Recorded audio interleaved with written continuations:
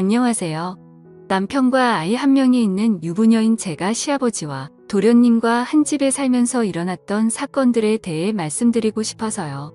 저와 도련님과의 관계, 그리고 저를 아껴주시고 제 편이 되어주시는 제가 좋아하는 우리 시아버지와의 사이에서 벌어진 엄청난 비밀들을 생각나는 대로 솔직히 말씀드리도록 하겠습니다. 여러분들이 저에게 욕을 하셔도 다 감사하겠습니다. 한번 들어보시고 제가 천하의 나쁜 며느리고 끼가 많은 형수인지 아니면 우리 도련님하고 시아버지가 여자를 너무 밝히는 그런 사람들인 건지 여러분들이 한번 판단해 주시고 조언을 해 주시기 바라며, 그렇다고 나쁜 여자라고 화는 내지 마시고 세상에 사람들이 많이 살고 있으니 이런 일도 있겠구나 하고 가벼운 마음으로 들어주시기 부탁드립니다. 지금부터 제 사연을 본격적으로 시작해 보도록 하겠습니다.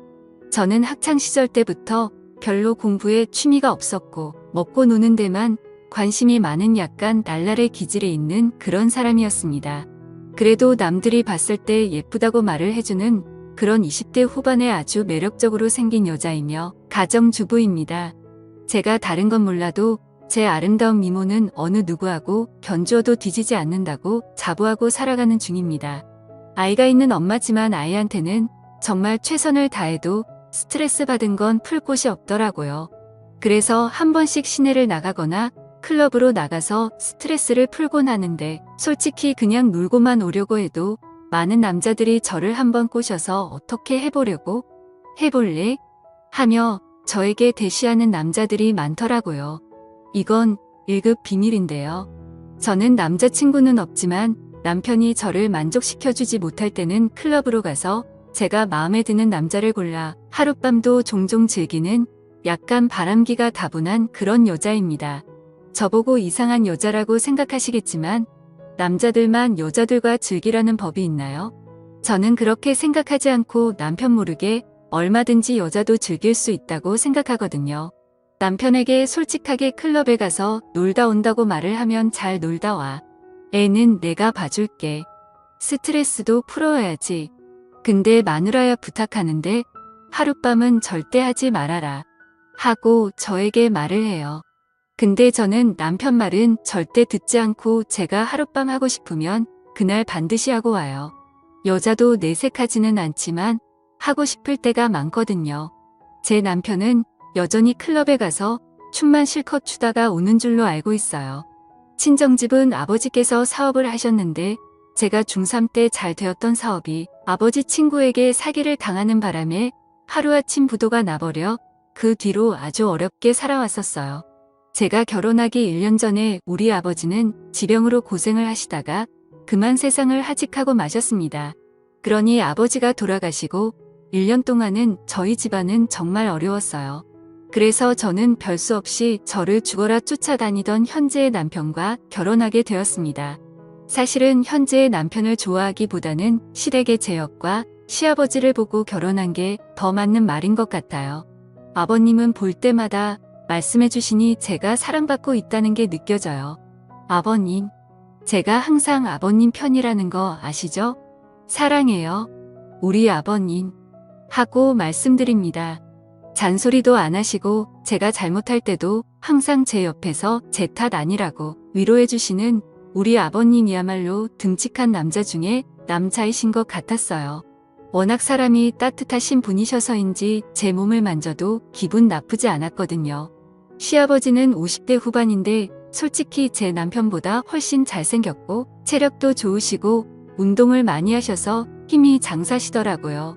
어느 날 시아버지와 둘이 있을 때 저는 시아버지의 힘을 테스트해 보고 싶었어요.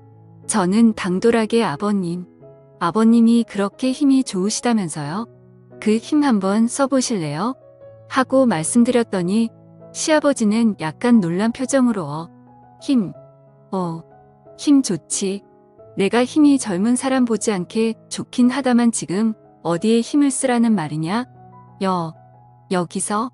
하고 당황해하시며 물어보시더라고요. 그냥 아무 생각 없이 힘이 얼마나 센지 확인하고 싶었던 것뿐인데 이상한 생각을 하면서 당황해하시는 시아버지를 보니 너무 귀여워서 저도 모르게 양쪽 볼을 손으로 쓰다듬어 줄 뻔했습니다.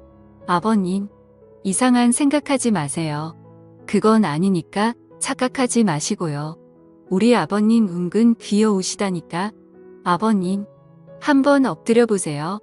이렇게, 이렇게, 손을 이렇게 하시고, 딱 이렇게 가만히 계셔 보세요. 하며 자세를 잡아드렸습니다.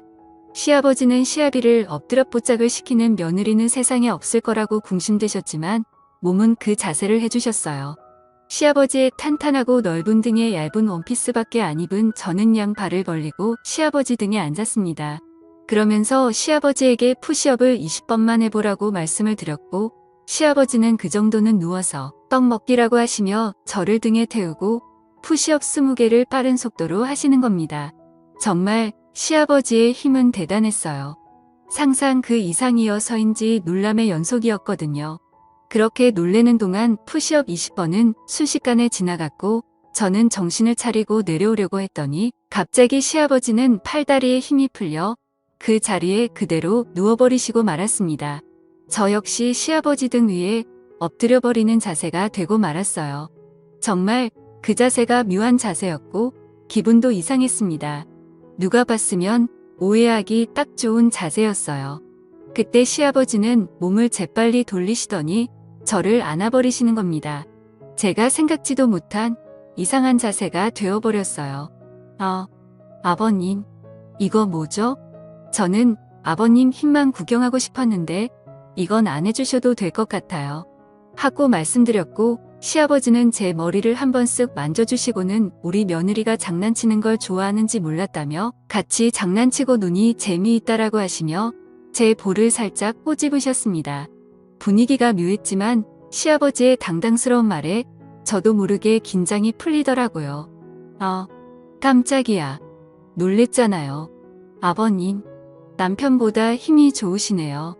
남편은 며칠 전에 아버님한테 해달라는 거 그대로 했는데 한 켜도 못하는 거 있죠.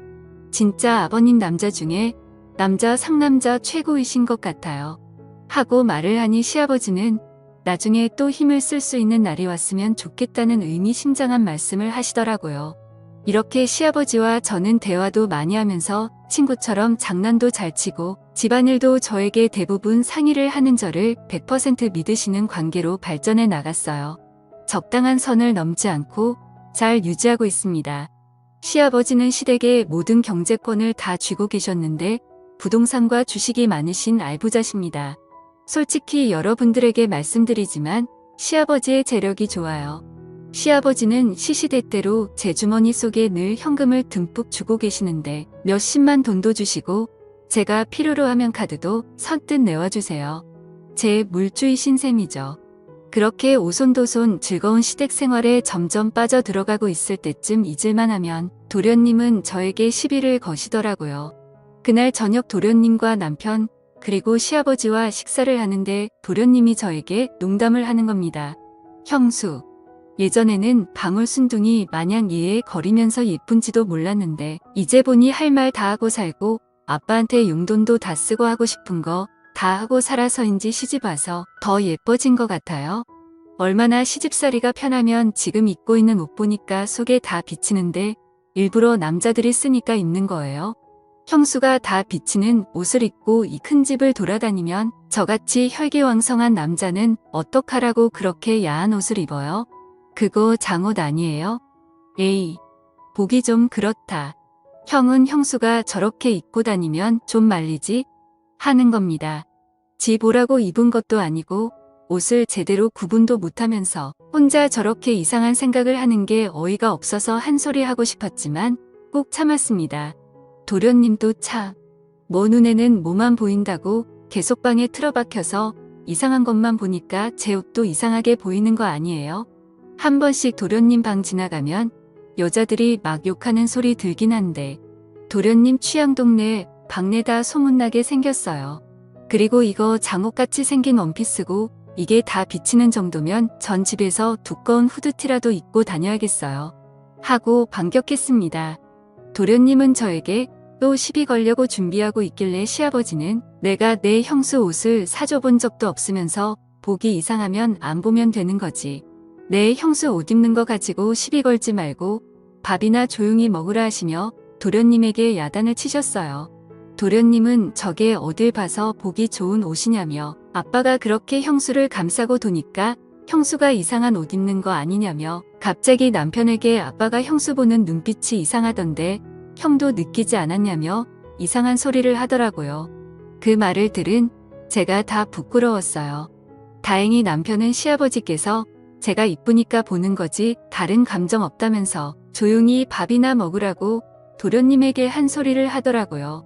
도련님은 어쩔 때는 제 옆에 와서 은근히 잘해주다가 갑자기 자기 혼자 기분 나쁘면 저렇게 시비를 걸고 하는데 무슨 놀부심인지 알다가도 모를 정도예요. 시댁의 권력자는 시아버지신데 시아버지는 아까도 말씀드렸다시피 부동산 임대업도 하시고 전국에 빌딩이 여러 개가 있고 그 외 부동산도 많으세요. 저는 잘만 하면 시아버지의 재력으로 부도가 나서 망해버린 우리 친형집을 이렇게 세울 수 있겠다는 당돌한 생각을 했습니다. 죽었다 깨어나도 제 남편을 통해서는 할 수가 없는 일일 것 같았어요.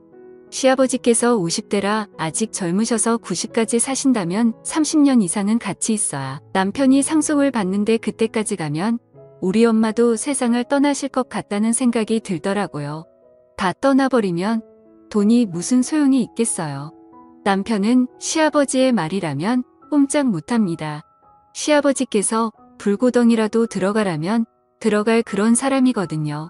시아버지 시동생보다 체격도 작았고 체력도 터무니없이 약한 남자예요.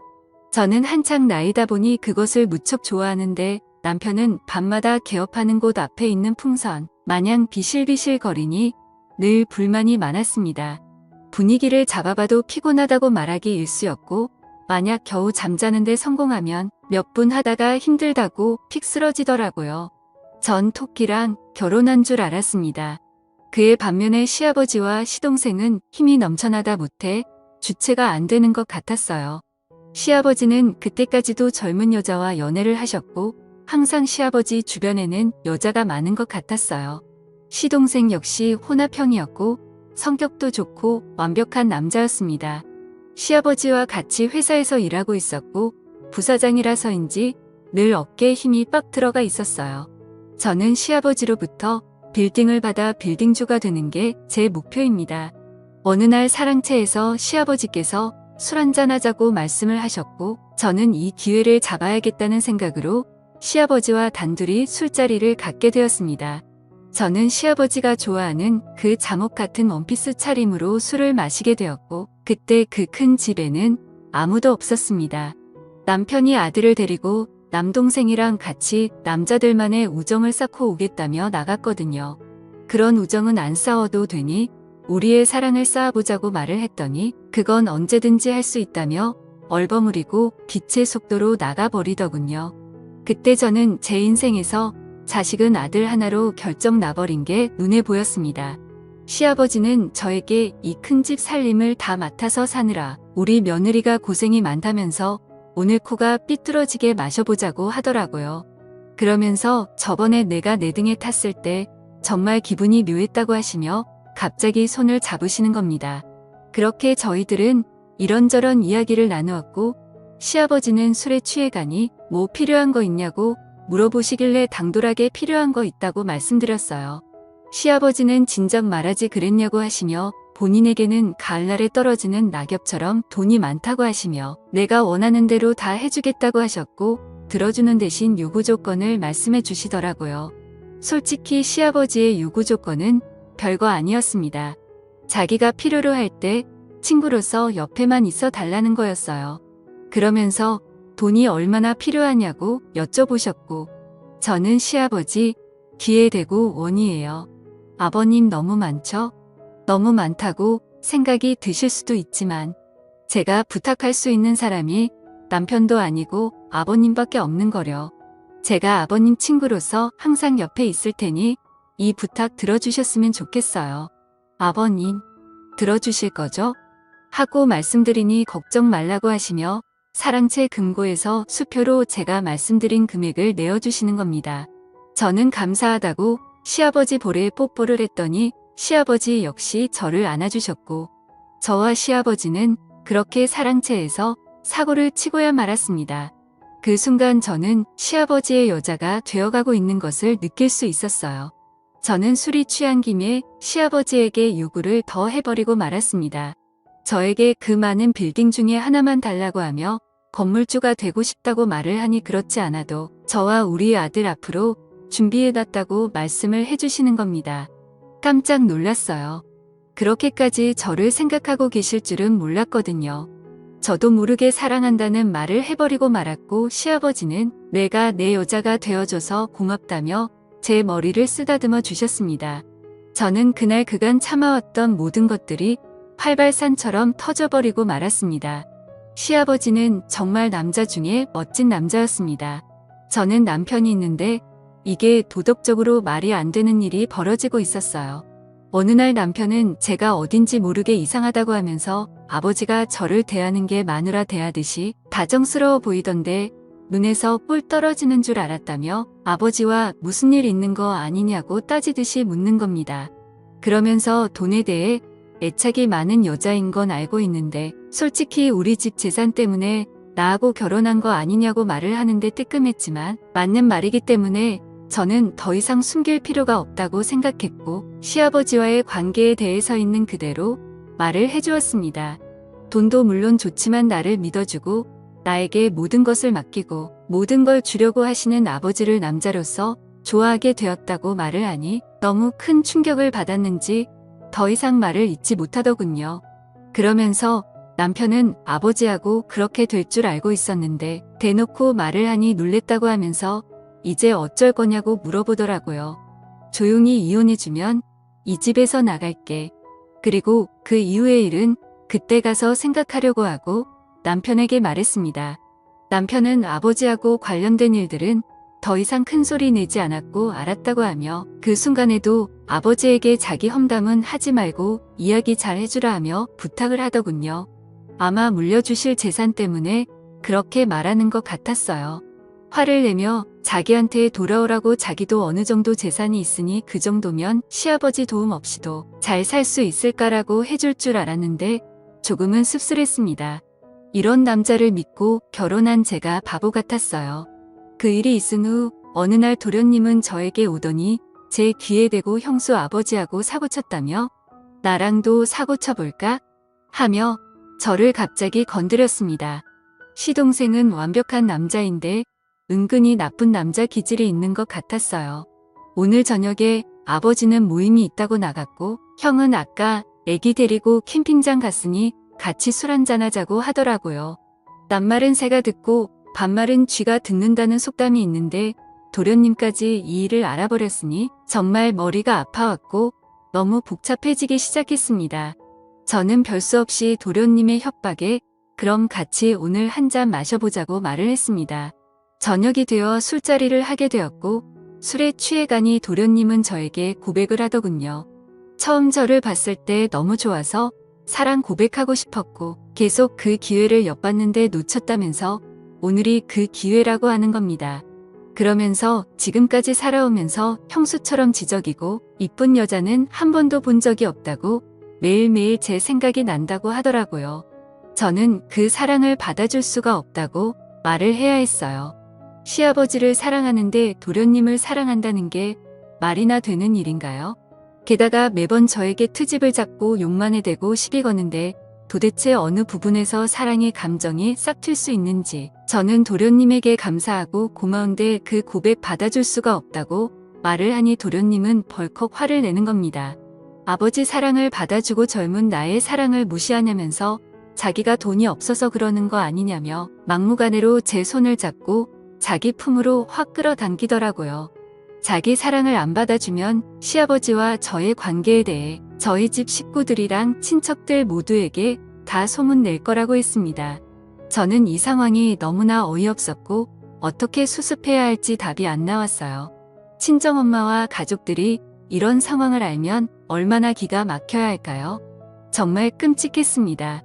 저는 별 수 없이 도련님에게 그럼 그 사랑을 받아줄 테니 비밀을 철저히 지켜달라고 했습니다. 돈 때문에 어쩌다 이런 상황까지 와버린 건지 너무 창피했습니다. 저는 자포자기 심정으로 도련님이 원하는 대로 하겠다고 말을 했고 도련님께 모든 걸 맡겨버리고 말았습니다. 이걸 시아버지께서 아시면 어쩌지 하고 걱정하고 있었는데 도련님은 아버지에게는 무덤까지 갖고 갈 테니 걱정 말라고 했습니다. 저는 도련님에게 절대 오늘 있었던 일 가지고 협박하지 말라고 말을 하며 협박하게 되면 저도 못 참고 시아버지에게 말을 할 거라고 하니 역시나 도련님은 시아버지를 무서워했습니다. 시아버지에게 말하면 재산도 못 물려받고 혼나기만 하는 게 아니라 쫓겨날 거라며 저에게 말하지 말라고 사정을 하더라고요. 저는 제가 원하는 걸 얻기 위해 시아버지를 사랑하게 되었지만 솔직히 제 자신도 이 엄청난 현실에 너무나 걱정이 됩니다. 이렇게 살아가도 되는 걸까요? 이혼 준비 중이고 시아버지와 도련님, 저 이렇게 세 사람의 관계는 여전히 진행 중입니다. 저를 욕하셔도 달게 받겠습니다. 제 사연을 들어주셔서 감사합니다.